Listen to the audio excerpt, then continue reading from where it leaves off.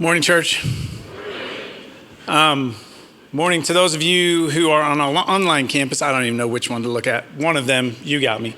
You guys are so blessed to get to do this together. And like in the room, across screens, God is building a tribe. God is building a family. And to get to walk alongside each other and just get to encourage one another and get to be real and honest is a gift. And so just thank you for being here. I hope today that for me, God's done an awful lot in me in the last 2 days. Because what we're going to talk about, I know, wasn't planned as of Thursday. And it has to do around the idea of expectations. And God just began to challenge me on Friday, like, John, you're sitting here looking at Easter, but I have this day in between. And in church world, like all of our focus, energy, I mean, you just heard the entire, whatever that looks like, journey of things that need to happen between now and next Sunday when we're gathered in a park. And I just found God slowing me down and going, but what are you expectant for this weekend? And I found myself getting convicted by God, like, God, I'm kind of going through the motions of preparing a message because really we're leaning to, let's get through this weekend and get to next weekend. And God just challenged me, like, you need to figure out this weekend. Because I'm the same God that will show up next weekend right here, right now. And you're expecting of that God to show up and do amazing things. And you're expecting of that weekend, that God to show up and the tomb to be declared empty, but the tomb's empty today. And so, John, what are you hopeful for today? And so I'm a little nervous for you guys. I'll be real honest. I'm scared for you. I'm terrified for you because who knows where we're going. It's not true. But just realizing, man, expectations play such a big part in our life. Expectations play such a massive part in what we do and why. So for example, you've heard about multiple ministries today. One of those being life groups. We have an expectation, and we being as a church family, one of the things that is core to who we are as a church family, that we believe is something we will finance towards, that we will move towards, we will build towards, is that life groups, this is great, you guys. We can communicate an awful lot about the word in this. We can rally together in this, but this isn't where life change happens on a deep level. Here's what I mean. It's not until you get in a circle with people or you get into an intimate relationship with somebody and they begin to call you out on your garbage that you actually realize, oh man, I got some work to do. And then the beauty of that is they walk alongside you that when life really hits and you don't know what to do, they're the ones that help anchor you back. See, rows are good, this is fine, but we have expectations that when you get into a circle with a group of people and they look at you and they know you and you know them, that something happens in that moment that they actually get to breathe further into your life to help you look a whole lot more like Jesus at the end of it. We have expectations. We have expectations that with Financial Peace University, that whether you're online or you're here in the room, you can sign up for today. And it's 10 weeks of your life. We have an expectation on those 10 weeks that as you commit to it, you'll actually find by the end of it, you'll find a path to financial freedom. And we know if you find a path to financial freedom, that opens up multiple areas of your life. We're excited about the expectation that if you do that, your life is going to be changed. We have an expectation.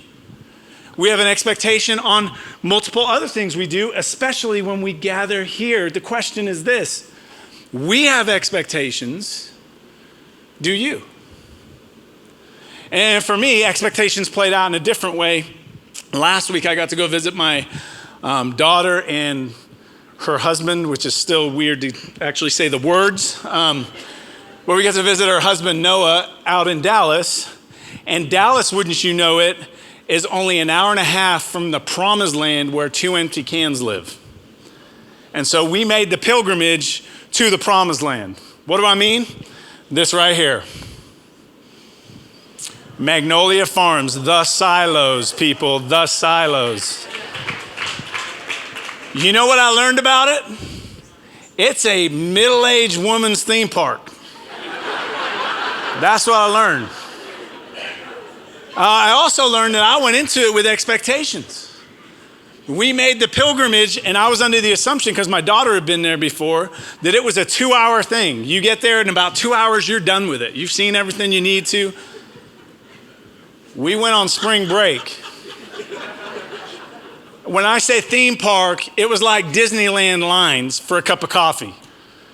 And I'll tell you right now, the coffee was average.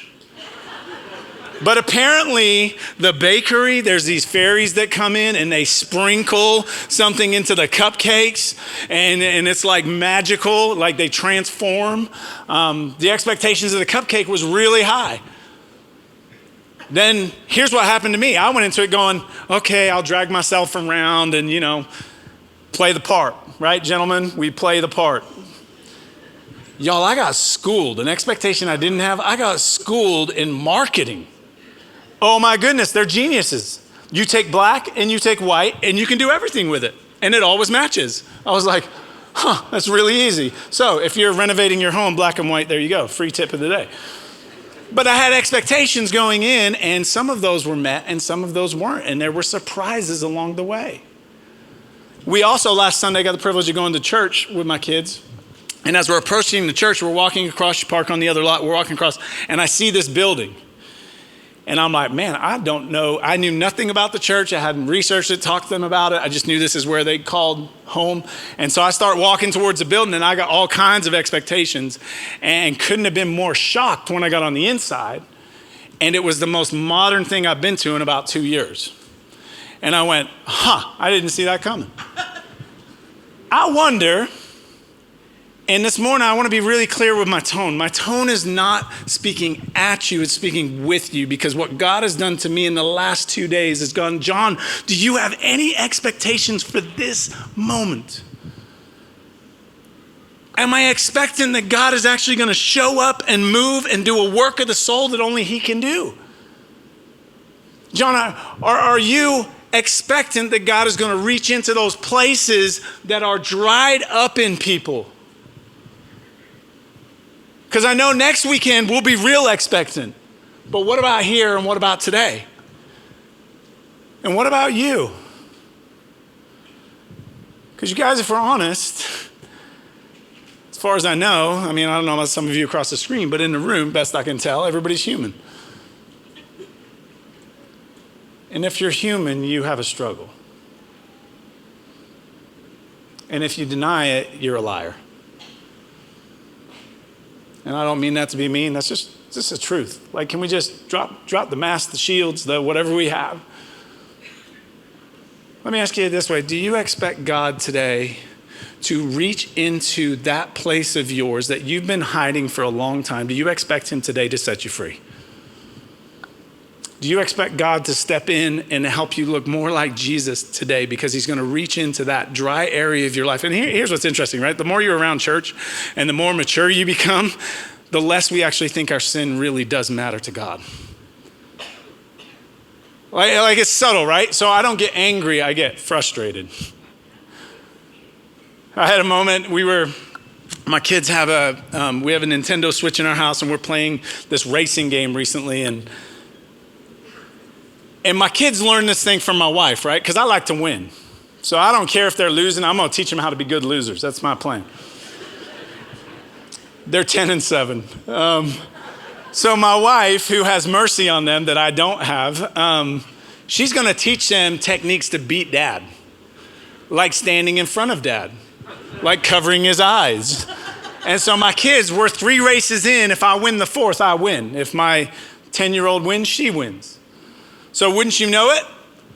Race 4 starts, and they jump on my lap, and they start covering my eyes. And normally I could care less. Normally it's like, whatever, this is funny, haha. I'll look around you and still do it, right? For whatever reason, y'all, I have the worst attitude and got angry. To the point where my wife looks at me, she's like, are you serious? And I'm like, yes, I'm serious.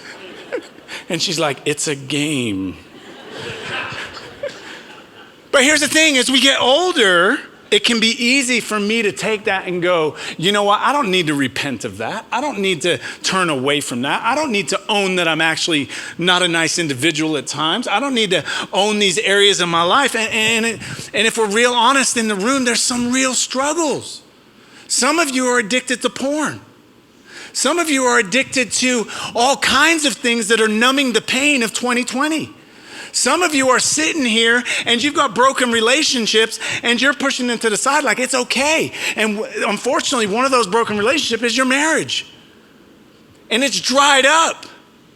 And for some of us, man, we sit in here and we've got real pains, like the fact that there's a depressive cloud that seems to come every single day and you haven't told anybody about it. You're just holding on to it. There's some of you that are at home right now are actually at home because it's more comfortable at home than having to actually deal with the pain that exists. And it's this reality that we have these areas in our life that are dry. That maybe you've been really trying to be a real good Christian and you've been opening up the Bible and you're like, it's just dry right now. What is your expectation today? Can God heal? Can God set you free? Can God step into that moment? And can he bring life? And that's all we're going to talk about, because here's the thing. We today should be expectant that God is going to show up and he's going to do a work and he's going to set us free. And there's this old story. We've been singing this song, Rattle, and whether you like it or not, just do me a favor at Easter, look around at who the rockers in our church family are. Because you'll see them, they're in. And they're trying to figure out old rock cymbals versus praise hands. They're not sure what to do, right? Well, we've been singing Rattle, and it's intentional as we move towards Easter because we have a really, really deep conviction that God brings dead things to life. And when we talk about dead things, can we be honest enough this morning to go, that's me. That's me. And that song comes out of different passages of Scripture. One of those happens to be in Ezekiel. And in Ezekiel, to set it up, like Ezekiel was a priest, right? And so he's at the temple in Jerusalem, and the Babylonians come in, and it's the first wave of attacks. And so he's a priest. He gets hauled off into captivity. And so now Ezekiel's there 5 years, and he goes and sits down, and it's his 30th birthday, which is when he should actually step into his full ministry as a priest. And on his 30th birthday, God comes alongside Ezekiel in exile, in captivity, living in a different country that's not his own. He comes alongside him and he goes, hey, you're going to be my mouthpiece. You're going to speak on my behalf, which in Bible terms, that makes him a prophet. Ezekiel, you're going to be my man to tell Israel what I need to tell them during this time. And here's the thing, Ezekiel, they're not going to listen to you. How's that for a job, right? God comes along and goes, hey, you're going to speak for me, but nobody's going to listen. Cool. So Ezekiel's faithful and he begins to tell the messages of the Lord. And those messages are warnings that, hey, this first wave that came, there's another wave coming. Because you have broken your covenant, Israel, with God. You have walked away from him. You are serving idols. And basically what's happening is God's now casting judgment, and the judgment is in the form of the Babylonians, and they're coming to invade, and they're going to wipe everything out. See, the Israelites at that point, they're holding on to, well, we don't believe you, Ezekiel, because we know the temple is still in place in Jerusalem. We don't believe that this is actually going to take place because God's residence is still there. Then Ezekiel has a vision and he says, hey, God's actually left that spot and he's actually in Babylon with us and for us. And they still don't believe him. And then chapter 33 hits. And chapter 33 is word coming from Israel that the Babylonians have attacked and the temple has fallen and the temple is gone. And so now what happens is from there we begin to get the context for the passage we're going to dive into, because once the temple fell, For the Israelites, hope went with it. I don't know how you are here today. I don't know how long you've been struggling. I don't know what you're facing. It could be a health thing. It could be a relational thing. It could be that you're just in bondage and you hear things like financial peace and you go, you don't understand. We got so much debt that we're a slave. Whatever happens to be your dry bones today, we all have them. And this passage is talking about the same idea, that maybe you're in a point where you've lost hope, that you're not sure that God can show up and God can do it. And Ezekiel, after chapter 33, once the temple falls, begins with a very different message. And it's about restoration. It's about that God is going to restore, that God is going to do a work, that he's going to bring new life back. And in chapter 37 of Ezekiel, you hit this passage. And again, the song, you'll recognize some of it from the song we've been singing. In verse 1, it says, "The hand of the Lord was on me, and he brought me out by the Spirit of the Lord and set me in the middle of the valley. It was full of bones. He led me back and forth among them, and I saw a great many bones on the floor of the valley, bones that were very dry." Verse 3, he asked me, "Son of man, can these bones live?" I said, "Sovereign Lord, you alone know." Then he said to me, "Prophesy to these bones and say to them, dry bones, hear the word of the Lord. This is what the sovereign Lord says to these bones. I will make breath enter you, and you will come to life. I will attach tendons to you and make flesh come upon you and cover you with skin. I will put breath in you, and you will come to life. Then you will know that I am the Lord." So I prophesied as I was commanded.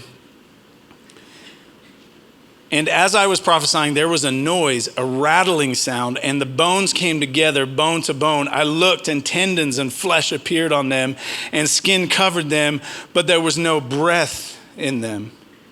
Then he said to me, "Prophesy to the breath, prophesy, son of man, and say to it, this is what the sovereign Lord says, come, breath, from the four winds, and breathe into these slain that they may live." So I prophesied as he commanded me, and breath entered them. They came to life and stood up on their feet, a vast army. Then he said to me, "Son of man, these bones are the people of Israel. They say, our bones are dried up and our hope is gone. We are cut off. Therefore prophesy and say to them, this is what the sovereign Lord says. My people, I am going to open your graves and bring you back from them. I will bring you back to the land of Israel. Then my people will know that I am the Lord. When I open your graves and bring you up from them, I will put my spirit in you and I will live, and I will settle in your own land. Then you will know that I, the Lord, have spoken, and I have done it, declares the Lord." So Ezekiel has a vision.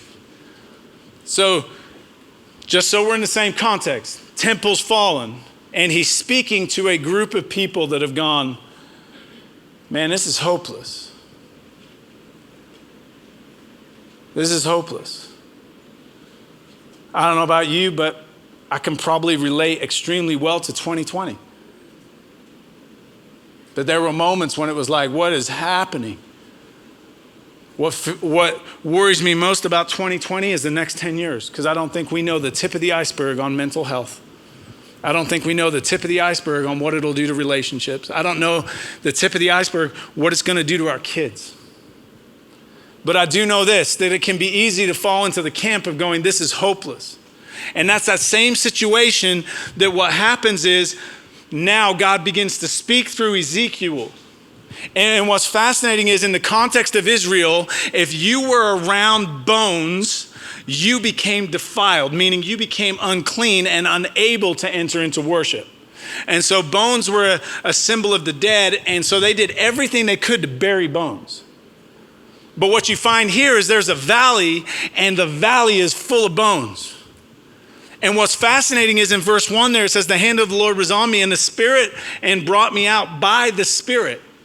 So he's taken by the Spirit of God, And he's moved specifically and set in the middle of the valley of the bones. Here's what maybe just taken away for us today. I don't know how you feel today. Maybe you feel like you're unclean today. Maybe you feel like you shouldn't be here because this is church, and church is for people who, well, they're good, right? No, can I tell you, church is for those that know that without Jesus, they are nothing.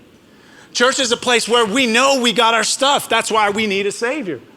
Church is a place where we're just honest enough to go, man, I don't have it all together. Church is a place where I can sit and go, you know what?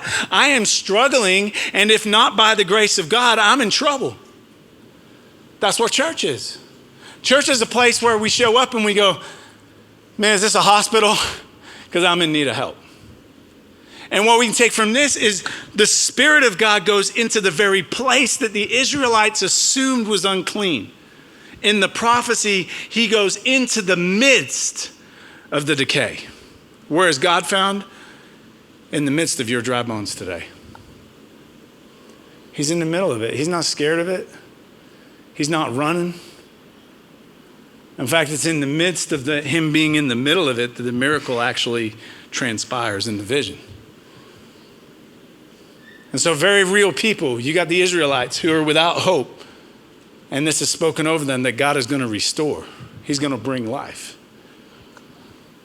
Carries on and says, in verse 1, he set into the middle of a valley full of bones. He led me back and forth, and I saw a great many bones on the floor, bones that were very dry.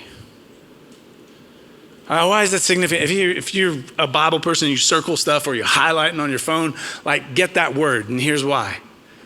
The idea behind very dry is that it has been this way for a long time. The idea is that it's actually, the language there is that the sun has baked them so long that they have been bleached by the sun. This is not something new. This is not, oh man, I was out Friday night and I did this stupid thing. That's not what this is. This is going back to, man, there is a pattern in your life.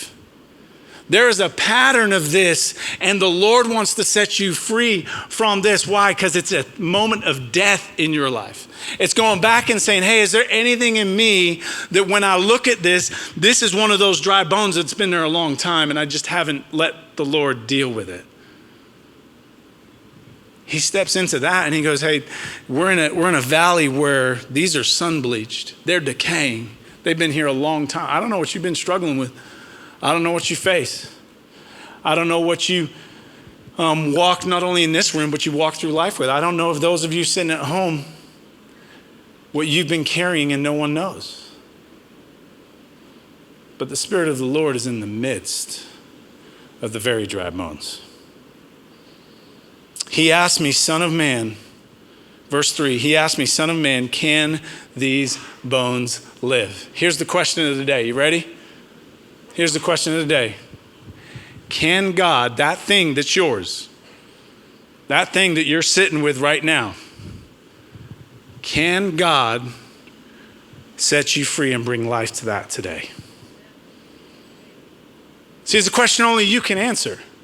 He asks Ezekiel, hey, can these bones live?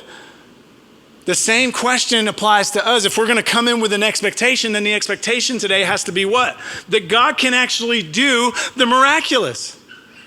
Somebody asked me recently about the song where it says, hey, I can see another miracle in this room. Every time, my response was, every time I step on the stage or every time I step into a moment, I can see a miracle happening. Why? Because the God of miracles is present. And I don't know about you and your dry bones, but my dry bones, for the Lord to set me free and bring victory, it feels like a miracle. When pride starts to well up, I only know one person that can beat down pride, and it's not my brother. He does a good job at it. But it's the Lord. Only the Lord can set us free. And in this context and in this place, he's asking him, hey, can these live? Question to you today, can God set you free today? Does God have that power? Because your expectation is only as good as the person that it has power inside of. And his response is, I said, Sovereign Lord, you alone know. Then he said to me, prophesy to these bones and say to them, dry bones, hear the word of the Lord. Dry bones, hear the word of the Lord. And then he carries on to say, He speaks about living, right? About breathing. What's fascinating is that as the bodies come together, they're still dead until the Spirit of the Lord is breathed into them. Jump back to creation. Creation is God creates out of the dust, and it's just dust until the Lord what? Breathes. Fast forward to the end of the book, and you have John is writing in his Gospels and his letters to the church. And as he writes those letters to the church, to real people in a real place, he says, hey, you're going to know who's alive by where you find the Spirit of God. Right? So what John is saying is you can be fully human and walk around, have a job, have a family, do everything, but unless the Spirit of God is in you, there's no life. There's no life. That would be the transformation moment from death to life. And some of you, you're realizing as we're walking through this, you go, I think my dry bones might actually be that I've never trusted Jesus. I've never stepped into a relationship with him. I've never taken that moment with him. Dry bones hear the word of the Lord. I find it fascinating that what hearing does today should bolster your faith as you walk forward. Here's what I mean. In 2 Kings, there's this bizarre little story. 2 Kings chapter 13.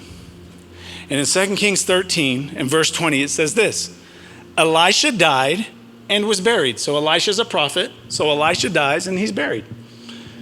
Now, Moabite raiders used to enter the country every spring. Verse 21, once, while some Israelites were burying a man, suddenly they saw a band of raiders. So they threw the man's body into Elisha's tomb. When the body touched Elisha's bones, the man came to life, stood up on his feet. And that's it. We don't know anything else. God's like, that's enough. You got enough. And it's like, wait. So raiders are coming. We're burying a dude. Hey, I don't want to die. Let's throw him in somebody else's tomb. Happens to be Elisha's. Bone touches bone, skin touches bone, and he comes back to life. And God just moves on. And here's what's fascinating. The commentaries, as you understand this passage and what God's trying to do, is he's trying to encourage the king. Because Elisha, before he died, told the king, you're going to have these victories, but then the prophet died. Is God still good on his word? Can I still trust him? Is he still going to come through? And then this story comes back that even though Elisha is gone, God's power is still at work. And the miraculous comes through. Dry bones hear the word of the Lord. Your God can do whatever he wants. I mean, I don't know about you. Think about it for a second. If I'm writing this story, oh man, I'm taking the entire chapter. I'm going to make sure you know every detail about what happened. Can you just pause for a second? Can we just dream like outside of what's in the text just for 1 second? Can you imagine if you actually got to see this guy? Do you think he would live with expectation? Do you think he would live like God can do anything? I tend to think that this guy would live like, first of all, he ain't gonna mess with God. Second of all, God can do whatever he wants. And I'm not scared to death because I came back already. And he had no choice. He was just thrown in the grave. He's dead. Let me ask you, do you believe that God can heal, restore, put back together, bring life, set free, renew your dry bones today? One other story. I hear you, Bill. I hear you. Where are you at? I love you, my friend. Luke chapter 7.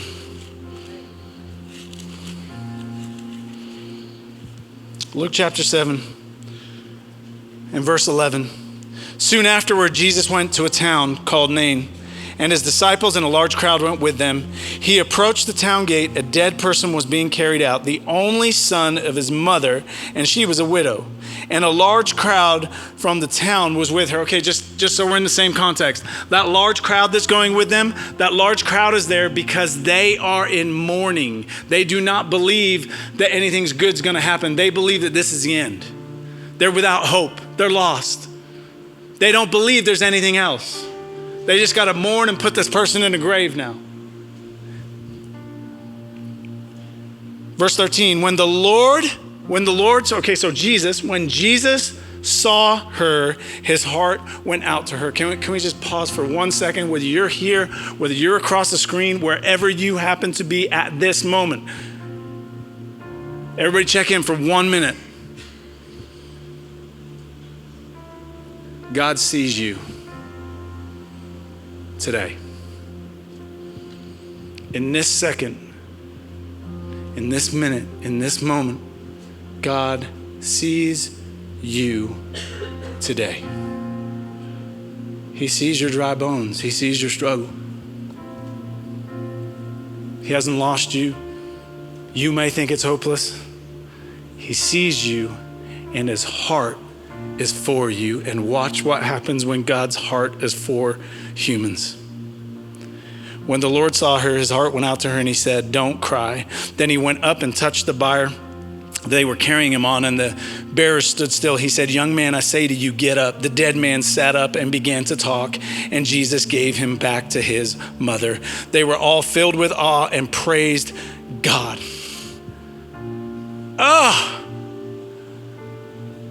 Dead to life. Why? Because Jesus spoke. Dry bones hear the word of the Lord. What is God speaking today? He is speaking life. In who? In the person of Jesus, who gave himself for you, that you don't have to die because he died in your place. Today you are free. What expectation you enter the room with?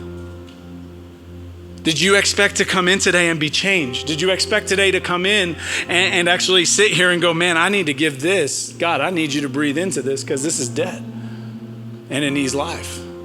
Dry bones hear the word of the Lord.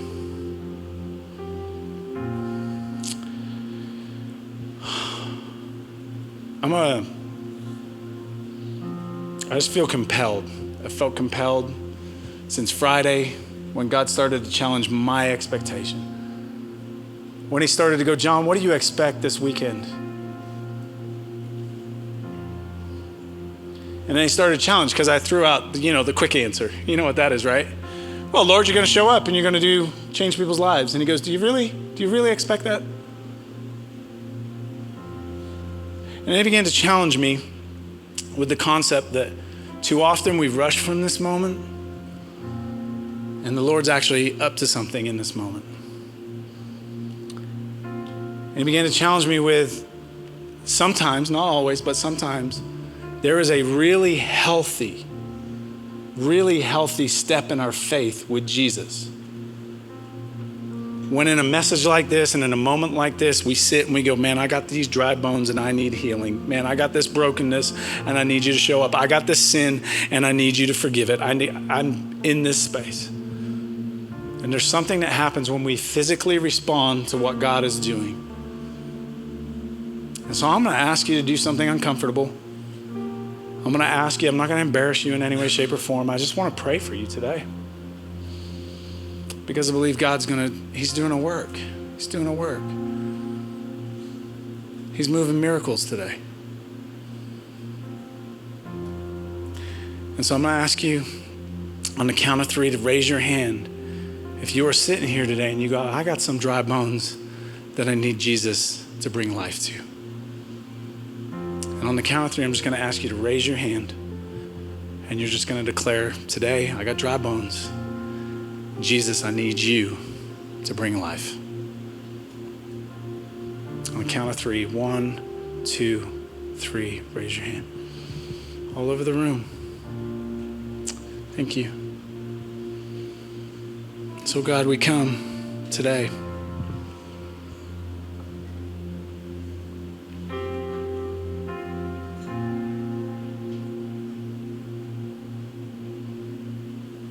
And God, it's in full faith we come today.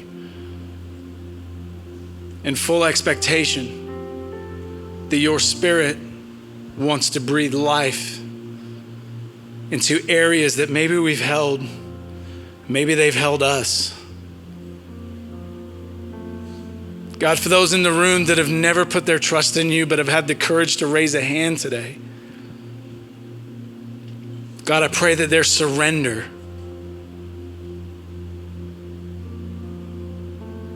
that God, you would reach in and bring life, that you would regenerate through your Spirit. God, for others in the room that, and online and across every platform, God, but those listening to this at this moment that have raised their hand, God, to just declare that there's some dry bones that, God, we need you today. God, would you be faithful to do what you always do and bring life? As we surrender, would you bring life? Would you regenerate? Would you renew? Would you heal? Would you restore? God, would you cover with grace and mercy? Would you let us know, God, that in the midst of our unclean, in the midst of what we think is a hindrance, God, there is grace that you pour out over us. So God, I lift up each and every person wherever they may be. And God, just ask you to continue to renew and refresh and bring our dry bones back to life, because that's what you do. God, we will celebrate an empty tomb today, and we will celebrate an empty tomb next week, and we will celebrate the reality that death has no hold because you've set us free. So God, we're just grateful today. Thank you for coming. Thank you for dying. Thank you for the cross. Thank you for doing what we could not do for ourselves. And everybody said, amen.